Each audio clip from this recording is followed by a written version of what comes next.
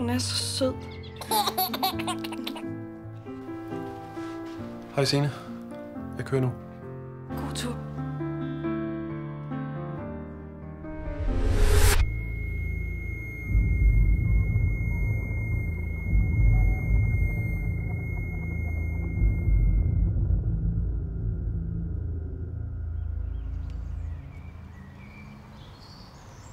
Du vil ikke fortælle mig, hvad der er sket.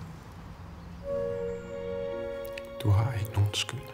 Hvis der er nogen, der har skyld, så er det også, fordi vi ikke passer bedre på dig. Kan du ikke skrive det på et stykke papir, som jeg kan have i lommen og se på? Ja.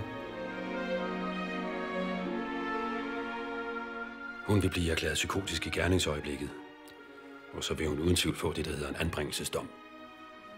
Ja, vi har lavet en erklæring, hvor vi enstemmigt samtlige forældre ønsker hende tilbage som lærer for vores børn. Og det er alle forældre, der støtter det. Det er altså meget stort, det de gør her. Det er du godt klar over, ikke?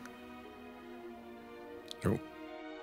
Men min erfaring som psykiater er, at det vil tage meget lang tid, og at Signe næppe i overskuelig tid vil kunne komme sig over den tragedie, der har ramt hende. Skal du vide, at vi er mange, der elsker dig. Og gerne vil hjælpe dig med at blive rask.